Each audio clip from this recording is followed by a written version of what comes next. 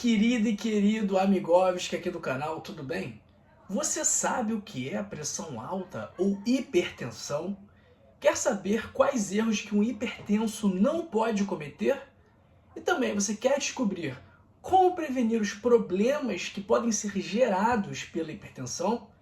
No vídeo de agora nós vamos falar sobre os 5 erros que o hipertenso não pode cometer em hipótese alguma.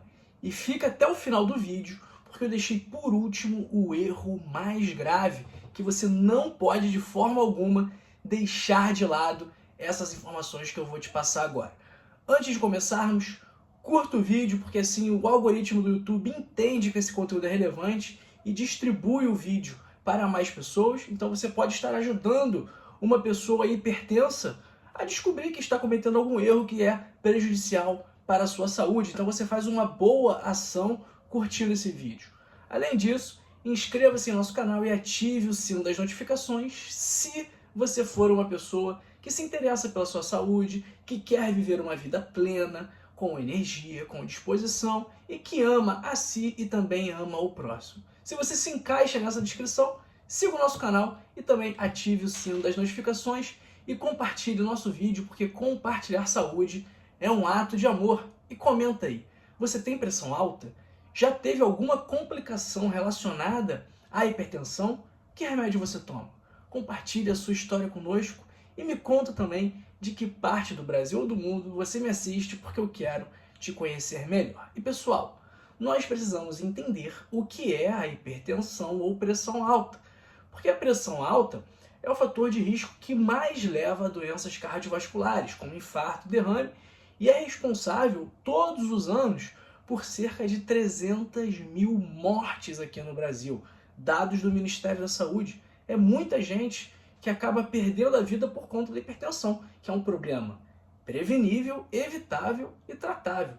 E o que é a pressão alta? É a pressão sanguínea elevada nas artérias. O coração precisa trabalhar mais para bombear o sangue pelo corpo. Isso acaba gerando danos nas artérias, no coração, nos rins, no cérebro e nos olhos. E a pressão arterial ela é medida em 2 números. Então nós temos a pressão sistólica e a pressão diastólica. A pressão sistólica, que a gente chama popularmente de pressão máxima, é a pressão no sangue quando o coração se contrai para bombear o sangue para as artérias. Ou seja, é a pressão sanguínea durante a sístole, quando o coração se contrai. E a pressão diastólica, que a gente chama popularmente de pressão mínima, é a força que o sangue exerce dentro das artérias durante o relaxamento do coração, do músculo cardíaco, ou seja, durante a diástole, que é justamente quando o coração relaxa. E o diagnóstico de hipertensão, quando que ele é feito? Quando a pressão arterial sistólica está igual ou superior a 140 ou 14, né? Que a gente, na linguagem corriqueira, a gente acaba falando 12 por 8, 14 por 9, só que na verdade o certo mesmo é 120 por 80, 140 por 90, 130 por 100, essa é a nomenclatura, o numeral correto a utilizar. Então se a arterial sistólica estiver acima de 14 ou acima de 140, e também se a pressão diastólica estiver igual ou superior a 90, ou seja, igual ou superior a 9. Se tiverem 2 medidas dessa em repouso, isso já indica que a pessoa tem sim hipertensão. E quais são os riscos da pressão alta? É uma doença crônica silenciosa e que muitas vezes não tem sintomas. E isso aumenta ainda mais a periculosidade desse problema, porque pode causar infarto e derrame, insuficiência renal, podendo levar inclusive a pessoa a ter falência renal e começar a precisar de diálise, precisar de transplante e várias outras medidas que ninguém quer passar. Também pode causar problemas oftalmológicos, aumenta o risco de aterosclerose, que é o acúmulo de placas de colesterol nas artérias, que é o fator que causa um infarto. E embora seja uma doença silenciosa na maior parte das vezes, existem alguns sinais e sintomas que podem sim estar associados à pressão alta, entre eles dor de cabeça, tonturas ou vertigens, visão turva ou embaçada, zumbido nos ouvidos, sensação de falta de ar, cansaço ou fraqueza e sangramento nasal, mas essas manifestações também podem estar presentes em outras doenças e por isso que é sempre importante procurar atendimento médico se você estiver sentindo qualquer coisa. E o que o hipertenso não pode fazer? Ato número 5, que o hipertenso não pode de forma alguma ter na sua rotina. Esse comportamento é inaceitável para hipertensos, que é tomar o remédio apenas quando está com pressão alta. Você precisa tomar a medicação conforme prescrito, mesmo que a pressão, na hora que você mediu ali na hora, esteja boa. Porque se a pressão está boa, possivelmente é um efeito das doses anteriores da medicação. Então a medicação ela é utilizada também com o intuito de não fazer com que a pressão aumente. E tome sempre no horário certo também, porque o remédio tem uma meia-vida e ele é eliminado com o passar do tempo. Então por isso que é importante você fazer o uso regular e na hora indicada, e também não interrompa a medicação sem consultar o seu médico. Às vezes ele está usando o antihipertensivo com outro motivo. Quarto comportamento, não tomar o remédio porque nunca disseram que a sua pressão era alta.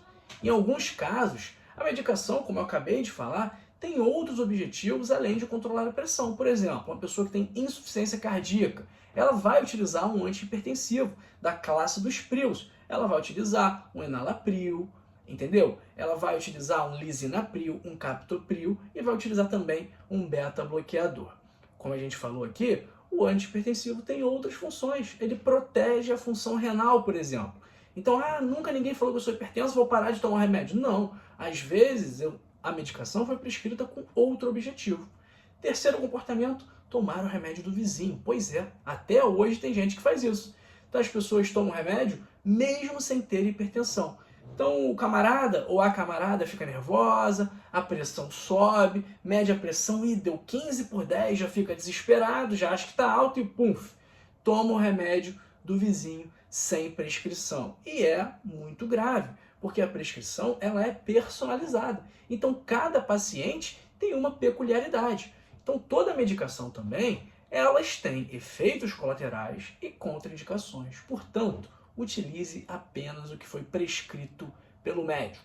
Segundo comportamento proibido para hipertensos é ingerir muito sódio, porque o sódio aumenta a pressão ainda mais e prejudica a saúde renal e ainda por cima também aumenta o risco de câncer. Então se você é hipertenso ou até mesmo se você não for hipertenso, o alto consumo de sódio é um perigo para a sua saúde. Comportamento número 1, o que o hipertenso, na verdade, o que qualquer pessoa não pode deixar isso acontecer.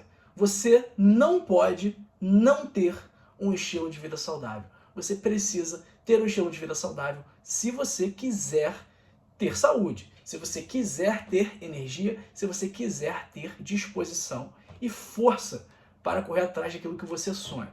Então você ser sedentário, não se esforçar para ter um peso saudável, isso é muito ruim para a sua saúde. Então você precisa fazer atividade física, você precisa se alimentar corretamente, você precisa controlar o seu estresse, gerenciar a sua ansiedade, dormir bem, você não pode abusar do álcool, você não pode abusar do tabaco, você não pode forçar relacionamentos tóxicos. Então você precisa prestar muita atenção no seu estilo de vida saudável. Eu cansei de tratar pacientes com pressão alta, com mudança do estilo de vida. Até mesmo porque a primeira medida terapêutica da hipertensão é justamente a mudança do estilo de vida. Falar para a pessoa fazer atividade física, falar para a pessoa melhorar a alimentação, falar para a pessoa manter um peso saudável, reduzir o consumo de sódio, só que infelizmente isso não é feito. Embora a gente aprenda sim na faculdade de medicina que a primeira medida na pressão alta são as mudanças do estilo de vida.